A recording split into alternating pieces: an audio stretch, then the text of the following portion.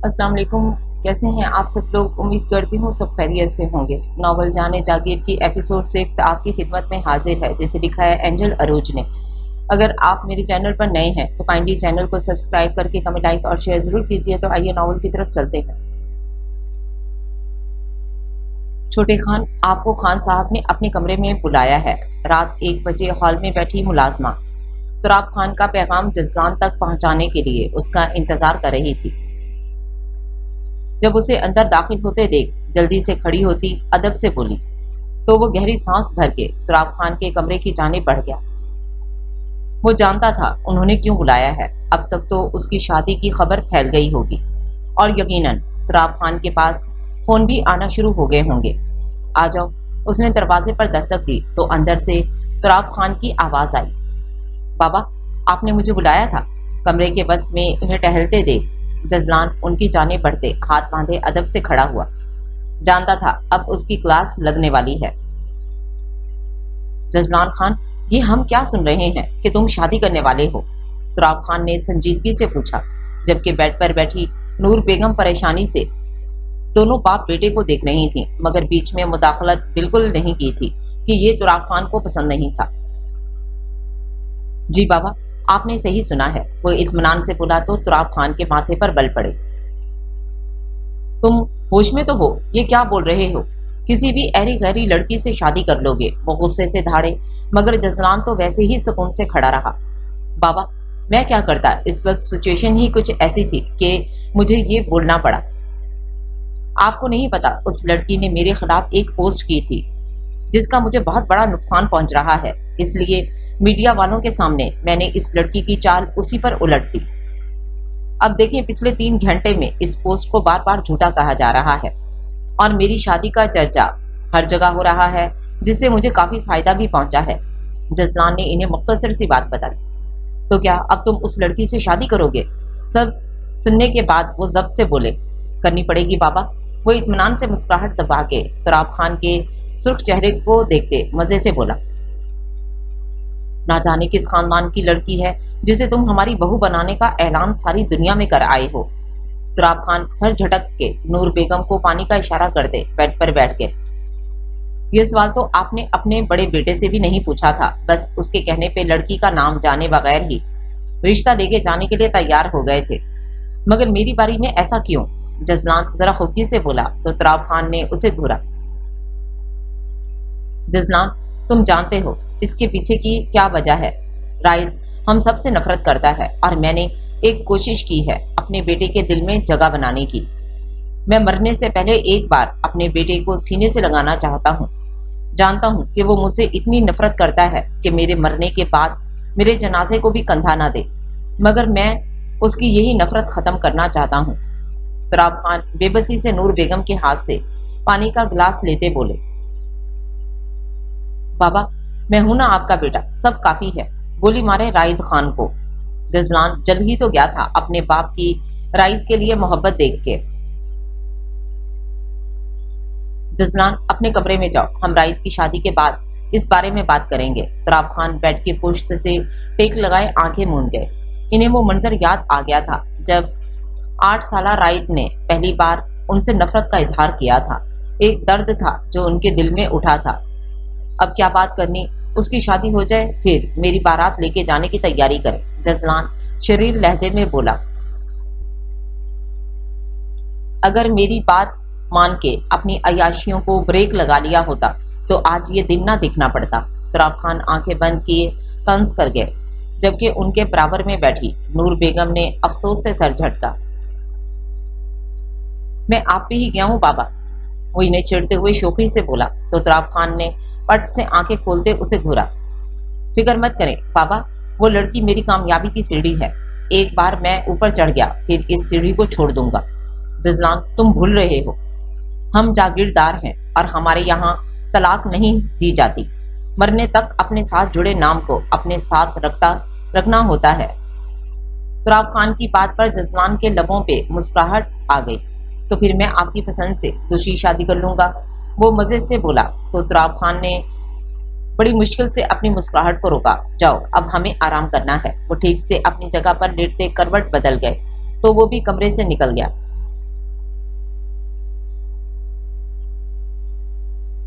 وہ ایمل سے شادی تو نہیں کرنا چاہتا تھا، مگر یہ اس کی مجبوری تھی، کیونکہ وہ ساری دنیا کے سامنے اسے اپنی ہونے والی بیوی کہہ چکا تھا اور وہ اب اپنی بات سے پیچھے نہیں ہٹ سکتا تھا۔ مگر اس نے دل میں پکا ارادہ کر لیا تھا ایمل سے اپنی بدنامی کا بدلہ لینے کا۔ ایمل، یہ کیا نیوز چل رہی ہے ٹی وی پہ؟ کیا تم واقعی اس سے شادی کرنے والی ہو؟ دوسرے ہی دن صبح سے پہلے مہویش کا فون آیا تھا، جس نے نیوز دیکھتے ہی ایمل کو فون ملایا تھا۔ ایمل رات کو دیار صاحب کے آنے سے پہلے ہی سو گئی تھی، اس وجہ سے وہ نہیں جانتی تھی کہ جو کچھ بھی ہوا ہے اس کے بارے میں دیار صاحب کو پتا چلا ہے کہ نہیں، مگر وہ اتنا ضرور جانتی تھی کہ صبح کا اخبار پڑھنے کے بعد انہیں یقیناً پتا چل گیا ہوگا اور وہ اس کا انتظار بھی کر رہے ہوں گے۔ مہوش، مجھے تو خود کچھ سمجھ نہیں آ رہا، کل جزلان خان نے جس طرح سے ساری بازی الٹی، مجھے تو یقین ہی نہیں ہو رہا، مجھے تو سمجھ نہیں آ رہا کہ میں اب کیا کروں گی۔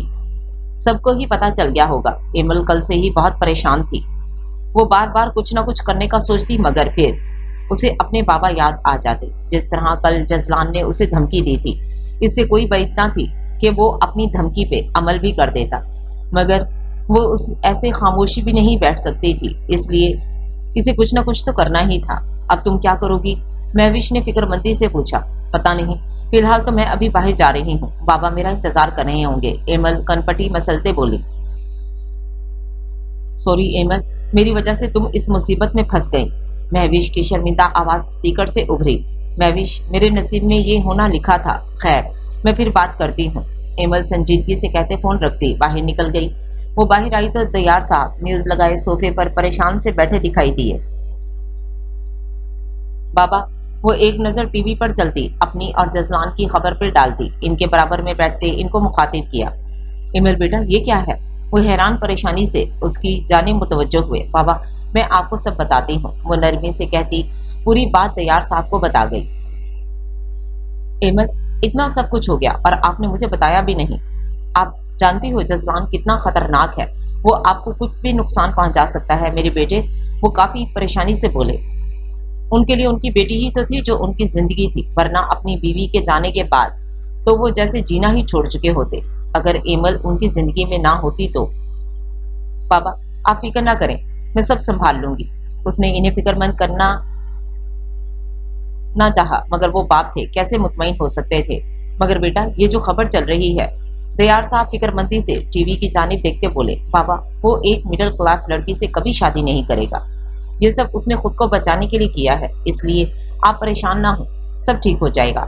ایمل نے ان کا ہاتھ اپنے ہاتھ میں لیتے مسکرا کے تسلی دی، جس پہ دیار صاحب پریشانی سے سر ہلا گئے۔ آپ نے ناشتہ کیا؟ ایمل نے پیار سے پوچھا تو وہ نفی میں سر ہلا گئے۔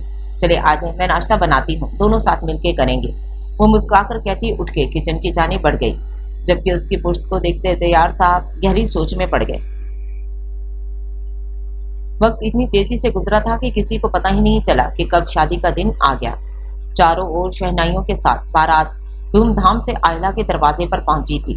رائد کے چہرے پر خوشی صاف جھلک رہی تھی، ہر وقت سنجیدہ رہنے والا رائد آج مسکرا رہا تھا۔ تراب خان اپنے بیٹے کے اوپر سے بار بار نوٹ مار رہے تھے، مگر رائد نے ایک بار بھی اپنے باپ کو نہیں دیکھا تھا۔ وہ میرون شیروانی پہ اپنی علاقائی پگڑی پہنے شان سے چلتا اپنے دوستوں کی ہمراہ ہال میں داخل ہوا۔ دروازے پہ کھڑے مرزا صاحب نے ان لوگوں کا استقبال کیا۔ عورتوں اور آدمیوں کا ارینجمنٹ الگ الگ کیا گیا تھا، تو رائد کو آدمیوں والے حصے میں لے گئے۔ رائد کو سٹیج پہ لے جایا گیا، اس کے ساتھ تراب خان زبردستی بیزار کھڑے جزلان خان کو اپنے ساتھ لیے سٹیج پہ آئے، جہاں مولوی صاحب نکاح کی تیاری کر رہے تھے۔ لڑکی سے اجازت لینی ہے، مولوی صاحب کے کہنے پہ وہ مولوی صاحب کو لیے عورتوں کی طرف برائڈل روم کی جانب بڑھ گئے۔ خوش رہو بیٹا، مرزا صاحب نے اس کے سر پہ ہاتھ پھیرا۔ وہ سرخ لہنگے میں چہرے کے گرد سرخ نقاب کیے، جس سے اس کی صرف سرمئی آنکھیں نظر آ رہی تھیں، جو نفاست سے کیے میک اپ کے ساتھ اور بھی پیاری لگ رہی تھیں۔ بھاری زیورات پہنے، سر پہ لہنگے کا دوپٹہ اوڑھے، سر جھکائے بیٹھی بے حد پیاری لگ رہی تھی۔ آئلہ مرزا ولد مرزا شاہ، آپ کا نکاح رائد خان ولد تراب خان سے 1 کروڑ حق مہر کیا جاتا ہے، کیا آپ کو قبول ہے؟ مولوی کی آواز پہ وہ دھیرے سے قبول ہے کہہ گئی تھی۔ کیا آپ کو قبول ہے؟ قبول ہے۔ وہ دو موتی ٹوٹ کے آنکھوں سے پھسلتے اس کے نقاب میں جذب ہوئے۔ کیا آپ کو قبول ہے؟ قبول ہے، آخری بار کہتے اپنے بابا کے نام کی جگہ کسی اور کا نام لگا گئی۔ آج سے وہ آئلہ مرزا نہیں رہی، بلکہ اب سے وہ آئلہ رائد خان بن گئی تھی۔ مبارک ہو۔ مرزا صاحب نم آنکھوں سے اس کے جھکے سر پر بوسہ دیتے مولوی صاحب کو لیے باہر نکل گئے۔ آج اپنے گھر سے رخصت ہونے پر وہ اپنی ماں کے گلے لگتی رو دی۔ یہ احساس ہی بہت الگ تھا کہ وہ اپنے باپ کے گھر کو چھوڑ کے جا رہی ہے۔ آج سے وہ کسی اور کی ملکیت ہو گئی تھی۔ رائد خان ولد تراب خان، آپ کا نکاح آئلہ مرزا ولد مرزا خان سے 1 کروڑ حق مہر کیا جاتا ہے، آپ کو قبول ہے؟ مولوی صاحب کے پوچھنے پہ اس نے خوشی خوشی قبول ہے کہا۔ رائد نے حق مہر خود رکھا تھا، وہ تو اور زیادہ رکھنا چاہتا تھا مگر مرزا صاحب نے منع کر دیا۔ وہ پہلے ہی کافی زیادہ رکھ چکا تھا۔ اس کا بس چلتا تو وہ اپنی پوری جائیداد آئلہ کے نام کر دیتا۔ کیا آپ کو قبول ہے؟ قبول ہے، مسکراتے لہجے میں کہا۔ وہ ارد گرد کی ہر چیز سے بے خبر اس لمحے کے زیر اثر تھا۔ کیا آپ کو قبول ہے؟ قبول ہے، تیسری بار کہتے اس نے اپنی پہلی نظر کی محبت کو اپنے نکاح میں لیا۔ اسے ایسے لگ رہا تھا اتنے سالوں بعد جیسے اس کی زندگی پھر سے خوشیاں لوٹ آئی ہوں۔ ایجاب و قبول کا مرحلہ طے پاتے ہی مولوی صاحب نے دعا کی، جس کے بعد مبارکباد کا شور اٹھا۔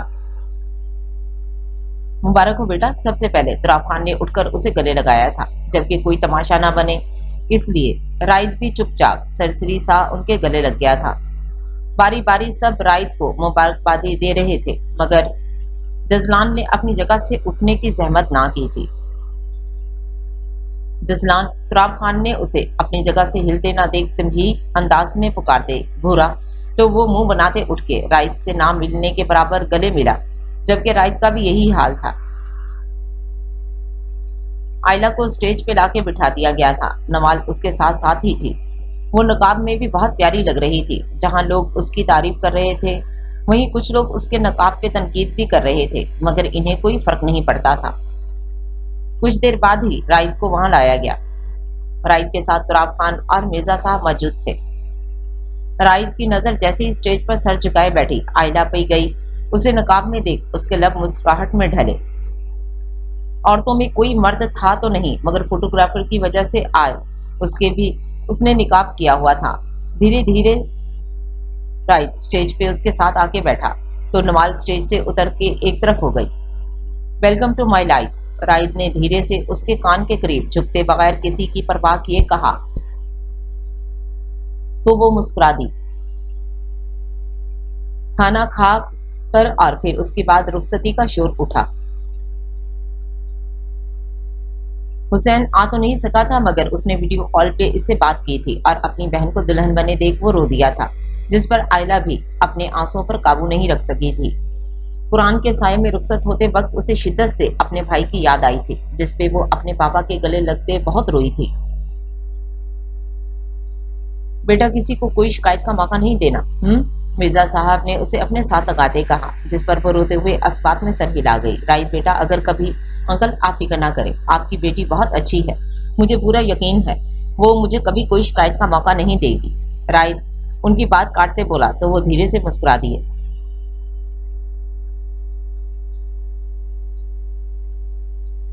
میں اور آئلہ الگ گاڑی میں آئیں گے، اکیلے۔ گاڑی میں بیٹھتے وقت نور بیگم اور نوال کو اپنی گاڑی میں بیٹھتے دیکھ رائد سپاٹ لہجے میں بولا تو وہ دونوں خفت سے پیچھے ہٹ گئیں، جبکہ تراب خان نے بہت مشکل سے خود پر قابو کیا تھا۔ آئلہ کو اس کا انداز کافی عجیب لگا تھا مگر اس نے فی الوقت زیادہ دھیان نہیں دیا۔ ہاں بیٹا کیوں نہیں، نور بیگم مسکرا کے کہتی دوسری گاڑی کی جانب بڑھ گئیں۔ رائد نے آئلہ کے لیے آگے کا دروازہ کھولا تو وہ جھجکتے ہوئے فرنٹ سیٹ پر بیٹھ گئی۔ دروازہ بند کرتے رائد مرزا صاحب سے گلے ملتے گاڑی میں بیٹھتے زن سے گاڑی آگے بڑھا لے گیا۔ راستہ لمبا تھا اور گاڑی میں گمبھیر خاموشی۔ رائد بار بار مسکراتی نظریں نروس بیٹھی آئلہ پر ڈال رہا تھا، جس سے وہ مزید نروس ہو رہی تھی۔ اب بار بار مجھے کیوں دیکھ رہے ہیں؟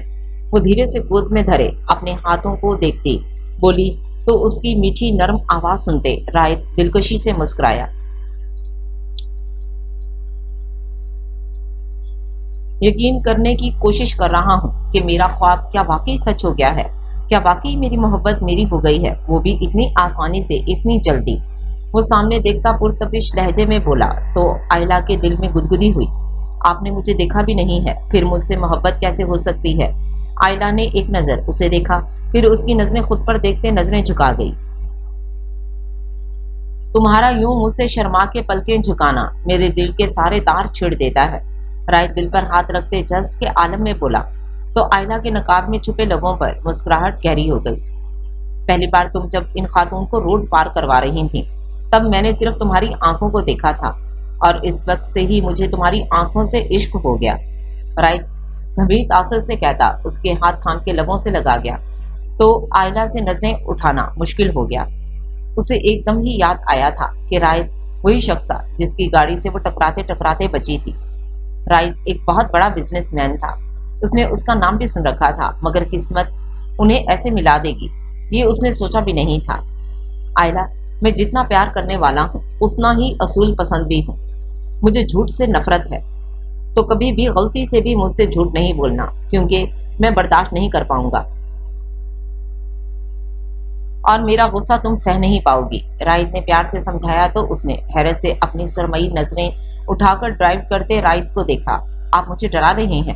وہ معصوم سے استفسار کرنے لگی، تو رائد کا کہکا بے ساختہ تھا، نہیں میری جان، سمجھا رہا ہوں تاکہ تمہیں کبھی میرے غصے کا سامنا نہ کرنا پڑے، ویسے تمہیں میرا غصہ ٹھنڈا کرنے میں زیادہ وقت نہیں لگے گا، محبت سے کہتے آخر میں لہجہ شریر ہوا، وہ کیسے بے اختیار اس کے منہ سے نکلا، اپنے خوبصورت وجود میں الجھا کے تم میرا غصہ اڑنچو کر سکتی ہو۔ آئلہ جو انہیں ماغ سے اس کی بات سن رہی تھی، اس کی جذبات اگلتی نظریں اور مینی خیز لہجے میں کہی گئی بات سنتے شرم سے نظریں جھکا گئی۔ اس کا پھر سے نظریں جھکانا رائد کو بےتاب کر گیا تھا، وہ جلد سے جلد اس راستے کو ختم کر کے حویلی پہنچنا چاہتا تھا۔ گھر آتے ہی رائد اپنے کچھ دوستوں کے ساتھ ڈیرے پہ چلا گیا تھا۔ وہ جانا تو نہیں چاہتا تھا، مگر اس کے کچھ دوست باہر سے آئے ہوئے تھے اور وہ صبح کی فلائٹ سے واپس جانے والے تھے، اس لیے رائد کو مجبوری میں جانا پڑا۔ بہو لانے کے بعد تو تراب خان اپنے کمرے میں چلے گئے تھے، اور یہی حال جزلان کا بھی تھا، جبکہ نور بیگم اور نوال دونوں نے مل کے اسے رائد کے کمرے میں بٹھا دیا تھا۔ ماشاءاللہ، کمرے میں آ کے آئلہ نے جیسے ہی نقاب کھولا، نوال کے منہ سے بے ساختہ نکلا، وہ اتنی پیاری لگ رہی تھی کہ نور بیگم نے فٹافٹ اس کے سر سے پیسے وارتے ساتھ کھڑی ملازمہ کو دیے۔ بھابھی، آپ تو بہت خوبصورت ہیں، اپنی تعریف سنتے آئلہ جھینپ گئی۔ اللہ ہر بری نظر سے بچائے، نور بیگم نے پیار سے کہا۔ چلو نوال بیٹا، بھابھی کو آرام کرنے دو، اتنی دیر میں رائد بھی آ جائے گا، نور بیگم مسکرا کر کہتی نوال اور ملازمہ کو لیے باہر نکل گئیں۔ دروازہ بند ہونے کے بعد اس نے ایک نظر خوبصورتی سے سجے کمرے پہ ڈالی۔ پورے کمرے کو سفید گلاب کے پھولوں سے سجایا گیا تھا، ہر طرف پھولوں کی مسحور کن مہک پھیل کے کمرے میں ایک سحر طاری کر رہی تھی۔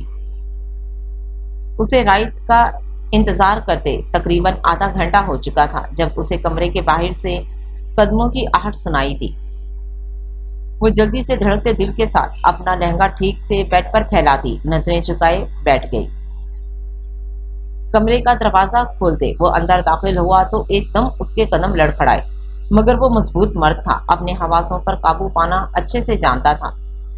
جلد ہی خود کو سنبھالتا دروازہ بند کر کے جیسے ہی پلٹا، نظر بیڈ پر عروسی جوڑا پہنے خاندانی بھاری زیورات سے سجی اس کے دل کی ملکہ بیٹھی تھی۔ وہ بھاری مضبوط قدم اٹھاتا اس کی جانب بڑھا، وہ جو گردن جھکائے بیٹھی تھی اس کی آنکھ پہ خود میں سمٹنے لگی۔ دل آنے والے وقت کے بارے میں سوچ کے کانپنے لگا۔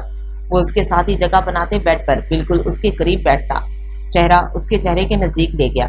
اسے اپنے اتنے پاس بیٹھے دیکھ آئلہ کی ہتھیلیاں پسینے سے نم ہو گئی تھیں، اور پھر جب وہ چہرہ اس کے قریب تر لایا تو ایک ناقابل فہم بدبو اس کے نتنوں سے ٹکرائی، مگر اس نے یہ سوچ کر سر جھٹک دیا کہ کہیں باہر سے آ رہی ہوگی۔ سر جھکائے بیٹھی اپنی ملکہ کا چہرہ اس نے تھوڑی کے نیچے 2 انگلیاں رکھ کے اوپر اٹھایا۔ حور، اس کی لرزتی پلکیں اور نورانی چہرے کا حسن دیکھ کے اس کے منہ سے صرف یہ 3 حرف نکلے تھے، جبکہ وہ جس پہ پلکیں اٹھانے کی ہمت نہیں تھی ایک دم چونک کر پلکیں اٹھا گئی۔ ایک ناقابل قبول بدبو جسے وہ سمجھ رہی تھی کہ کہیں باہر سے آ رہی ہے، وہ کہیں باہر سے نہیں بلکہ اس کے شوہر کے منہ سے آ رہی تھی۔ وہ اس کی سرخ بری آنکھوں میں اپنی خوفزدہ سرمئی آنکھیں ڈالے سانس روکے اسے دیکھ رہی تھی۔ سلیقے سے بنے بال، مغرور کھڑی ناک، ہلکی داڑھی اور مچھن تلے انابی لب۔ وہ دکھنے میں کافی خوبرو تھا، لیکن جو انکشاف ابھی اس پر ہوا تھا اس پہ یقین کرنا اس کے لیے بہت مشکل تھا۔ رائد اسے خود کو تکتے دیکھ دلکشی سے مسکراتے اس کی آنکھوں پہ پھونک ماری، جس پہ وہ اس بدبو سے بچنے کے لیے فوراً اپنا ہاتھ ناک اور منہ پر رکھتی چہرہ پھیر گئی۔ اس کی اس حرکت سے رائد کے ماتھے پر بل پڑے۔ اس نے اس کی کمر میں ہاتھ ڈالتے ایک جھٹکے سے اسے اپنے ساتھ لگایا، جس پہ وہ نازک لڑکی ڈر کے مارے اس سے فاصلہ بنانے کے لیے اس کے کندھوں پہ ہاتھ جما گئی۔ اس حرکت کی وجہ جان سکتا ہوں؟ وہ سخت لہجے میں استفسار کرنے لگا۔ اس کی آنکھوں میں غصہ دیکھتے آئلہ نے اپنا حلق تر کیا۔ آپ نے شراب پی ہوئی ہے؟ وہ ڈرتے کانپتے ہمت کر کے گویا ہوئی تو مقابل اس کی بات سنتے جی جان سے مسکرایا۔ اس میں کون سی بڑی بات ہے؟ ہم جاگیردار لوگ ہیں اور ہمارے خاندان میں یہ پینا، کوٹھے پہ جانا، مجرا دیکھنا اور راتیں رنگین کرنا یہ سب عام بات ہے۔ مقابل گمبھیرتا سے کہتا اس کے ہوش اڑا گیا تھا۔ اسے تو یہ ساری باتوں کا پتہ ہی نہیں تھا۔ اسے تو یہ تک نہ پتا تھا کہ اس کی شادی جاگیرداروں میں ہو رہی ہے۔ اس نے تو اپنے بابا کے فیصلے کا احترام کیا تھا، مگر یہ کیا تھا؟ اس کے بابا نے ایسے کیسے لوگوں میں رخصت کیا تھا اسے؟ وہ تو کہتے تھے وہ جانتے ہیں ان لوگوں کو، مگر اس کا شوہر کیا کہہ رہا تھا؟ اس نے تو اللہ سے ہمیشہ ایک نیک ہمسفر کی دعا کی تھی، مگر جو ہمسفر اسے ملا تھا وہ تو شادی کی پہلی رات ہی اس کے پاس حرام پی کے آیا تھا، اور اب جو باتیں اس نے کی تھیں وہ سنتے اسے اپنی کانوں سے دھواں نکلتا محسوس ہو رہا تھا۔ تم فکر نہیں کرو، تمہارا شوہر ان سارے کاموں میں سے صرف شراب پیتا ہے، باقی عورتوں میں مجھے کوئی دلچسپی نہیں ہے۔ تم پہلی لڑکی ہو جس میں نے اپنے دل کی ملکہ بنایا ہے، ورنہ میں لڑکیوں سے 100 قدم دور رہنا پسند کرتا ہوں۔ اس کی آنکھوں میں بے یقینی دیکھتے مقابل نرمی سے کہتا اس کے چہرے پر جھکنے لگا، جس کے باعث اس کی گرفت کمزور ہوئی۔ جب اس نے اپنا پورا زور لگاتے اسے خود سے دور دھکیلا۔ وہ اس حملے کے لیے تیار نہ تھا، اس لیے اس کے دھکا دینے پہ پیچھے بیڈ پہ گرا۔ اس کے گرتے ہی وہ جلدی سے بیڈ سے اتری۔ اس کی اس حرکت نے مقابل کے تن بدن میں آگ لگا دی تھی۔ تم نے مجھے دھتکارا۔ جاگیردار رائد خان کو وہ تیش میں اٹھتا سائڈ کارنر پر رکھا پانی کا جگ اٹھا کے پوری قوت سے زمین پر دے مارا، جو چھناکے کی آواز کے ساتھ پاش پاش ہو گیا، جس پہ آئلہ ہلکی سی چیخ کے ساتھ پیچھے دروازے سے جا لگی۔ وہ بے پناہ غصے میں اس کی جانب بڑھتا، اس سے پہلے ہی وہ ڈری سہمی فوراً اپنے پیچھے دروازے کو کھولتے اندر گھس گئی۔ وہ اسٹڈی روم تھا جو کافی خوبصورت تھا، لیکن ابھی اسے اس کی خوبصورتی کہاں دکھائی دے رہی تھی؟ ابھی تو وہ اپنی قسمت پہ رو رہی تھی۔ فوراً باہر آؤ، ورنہ میں تمہارا وہ حشر کروں گا جو تم ساری زندگی یاد رکھو گی۔ وہ زور سے دروازے پہ ہاتھ مارتے غرایا تو دروازے کے ساتھ لگی وہ زمین پر بیٹھی آئلہ کا دل ایک دم اچھل کر حلق میں آیا تھا۔ وہ نشے میں تھا اور وہ اسے حرام شے پی کے اپنے قریب نہیں آنے دے سکتی تھی، اس لیے وہ خود کو وہیں کمرے میں بند کیے بیٹھی روتی رہی، جبکہ باہر اس مغرور انا پرست جاگیردار نے ایک لڑکی کے خود سے دور کرنے پہ غصہ سے پاگل ہوتے پورا کمرہ تہس نہس کر گیا تھا۔ وہ بزنس کی دنیا کا ایک چمکتا ہوا نام تھا۔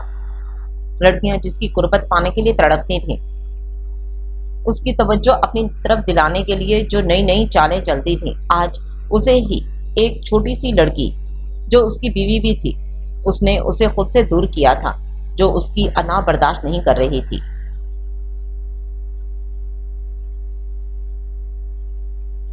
ایمل ناشتہ کر رہی تھی جب دیار صاحب نے اسے پکارا۔ جی بابا۔ وہ منہ میں نوالا ڈالتے ان کی جانب متوجہ ہوئی۔ میں نے تمہاری ٹکٹس کروا دی ہیں، تم کچھ دنوں کے لیے اپنی خالہ کے پاس دبئی چلی جاؤ۔ دیار صاحب کچھ تذبذب سے بولے، مگر کیوں بابا؟ ابھی تو میرے پیپرز ہونے والے ہیں، میں ایسے کیسے جا سکتی ہوں؟ اس نے چونک کر آنکھیں دیکھ ان کی جو کچھ پریشان لگ رہے تھے۔ او اچھا، اب میں سمجھی، آپ مجھے یہاں سے کیوں بھیجنا چاہتے ہیں؟ آپ جزلان خان سے ڈر کر اپنی بیٹی کو خود سے دور کر رہے ہیں۔ بابا، جب میں چھوٹی تھی اور ماما کے انتقال کے بعد جب خالہ نے مجھے اپنے ساتھ لے جانے کا کہا تھا، تب تو آپ نے منع کر دیا تھا کہ ماما کے بعد آپ کے لیے اگر کوئی جینے کی وجہ ہے تو وہ میں ہوں، اور اب آپ مجھے ایک شخص کے ڈر سے خود سے دور بھیج رہے ہیں۔ وہ افسردگی سے بولی، بیٹا میں تمہیں اپنے سے دور کبھی نہیں بھیجنا چاہتا، مگر تم جزلان خان کو نہیں جانتی۔ وہ اپنے مطلب کے لیے کسی بھی حد تک جا سکتا ہے۔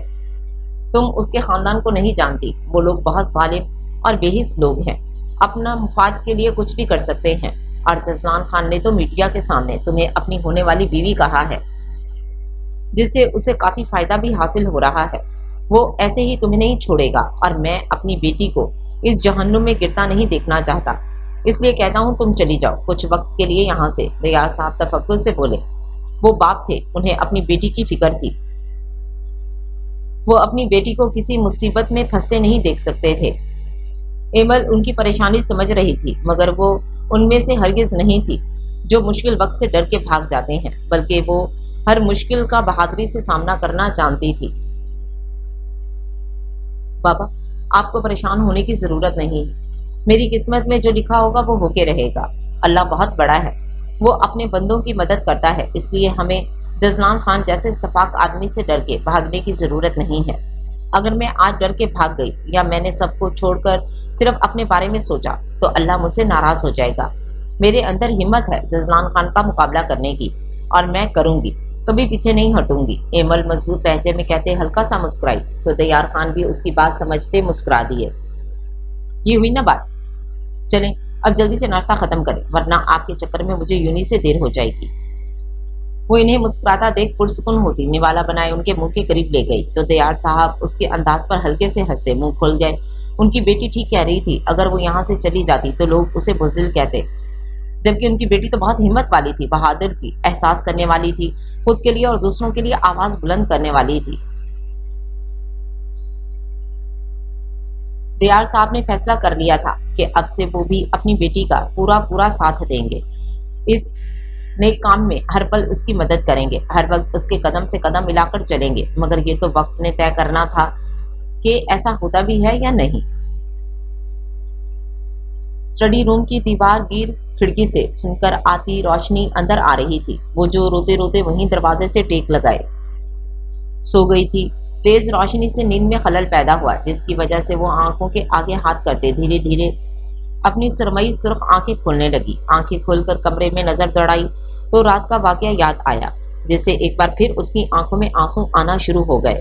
رات جب وہ رخصت کروا کے لا رہا تھا تب وہ کتنا اچھا تھا، مگر پھر جب وہ کمرے میں آیا تو اس کا ایک الگ ہی روپ دیکھنے کو ملا۔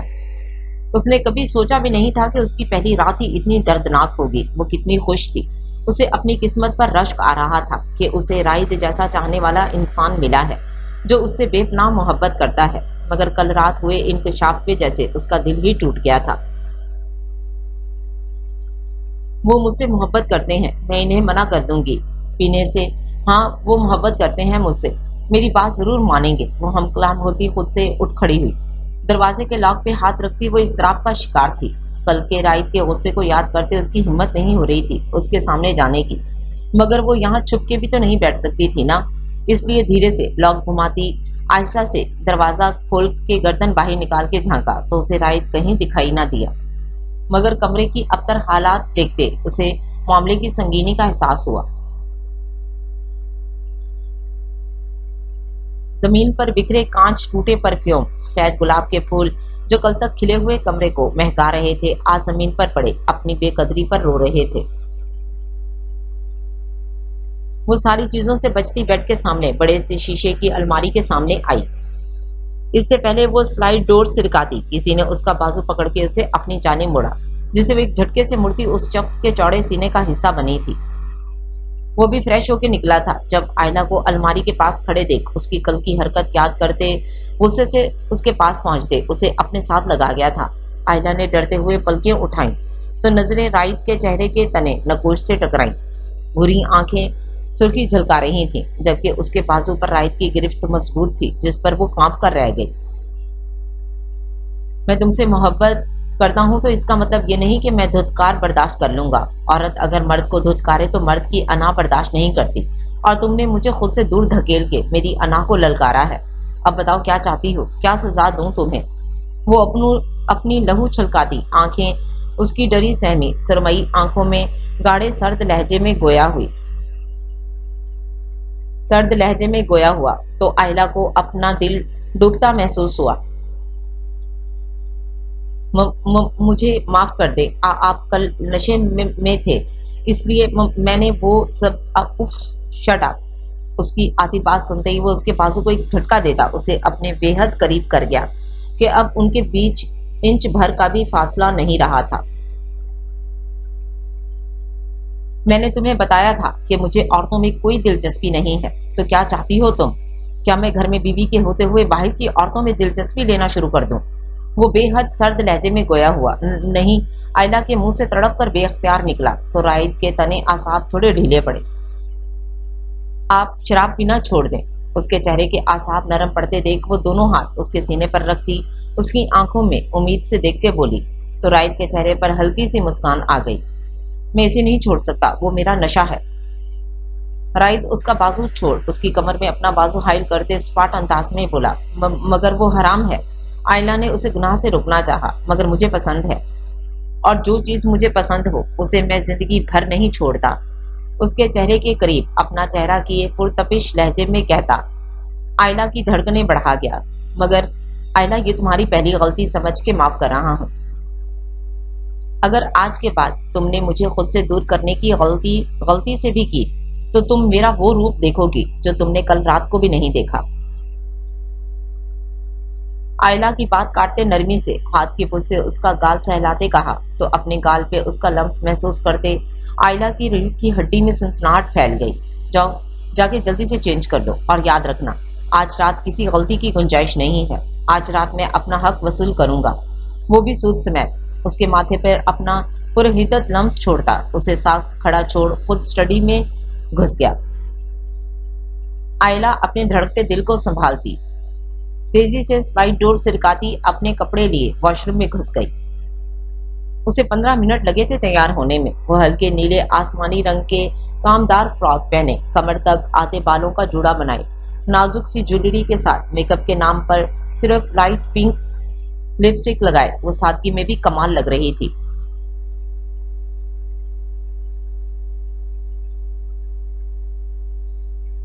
رائد اس کے پیچھے ہی صوفے پہ بیٹھا فرصت سے اسے تیار ہوتے دیکھ رہا تھا۔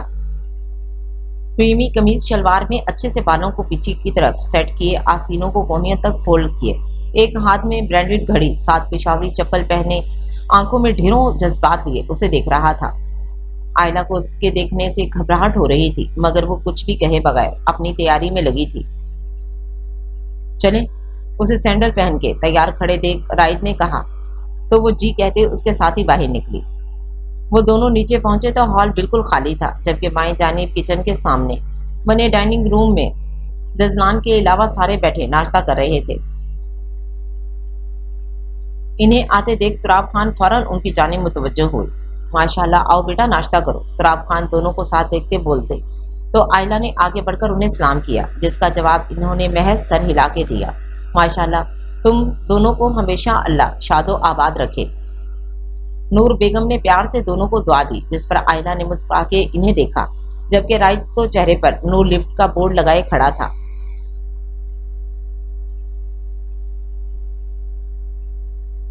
بیٹھیں بھابھی، ناشتہ کریں، نوال نے خوشی سے کہتے کرسی کی جانب اشارہ کیا۔ چلو آئلہ۔ آئلہ ابھی کرسی کھسکا کر بیٹھتی کہ رائد بول پڑا، جس پر آئلہ سمیت سبھی چونکے تھے۔ کہاں جانا ہے اس وقت؟ تراب خان نے حیرت سے پوچھا۔ ہم آئلہ کے گھر جا کے ناشتہ کریں گے، وہ سنجیدگی سے کہتا کلائی پر بندھی گھڑی پہ ٹائم دیکھنے لگا۔ مگر کیوں؟ آج میرا پہلا دن ہے اس گھر میں، مجھے تو سب کے ساتھ ناشتہ کرنا چاہیے نا؟ آئلہ نے ناسمجھی سے کہا۔ اسے سمجھ نہیں آ رہا تھا رائد کیوں اسے لے کے جا رہا تھا۔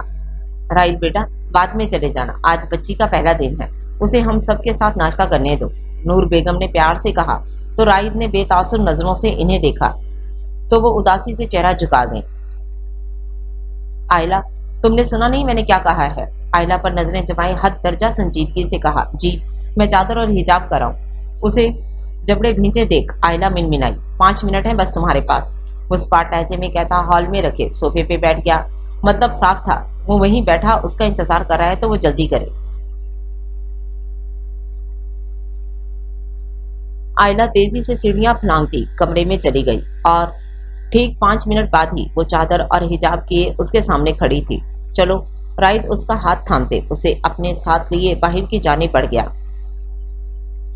جبکہ ایک نظر آئلہ نے ان سب کے اداس چہروں پر ڈالی تھی۔ رائد نے ایسا کیوں کیا یہ تو وہ نہیں جانتی تھی، مگر رائد کا انداز اپنے ماں باپ سے بات کرتے وقت اسے کافی عجیب لگا تھا۔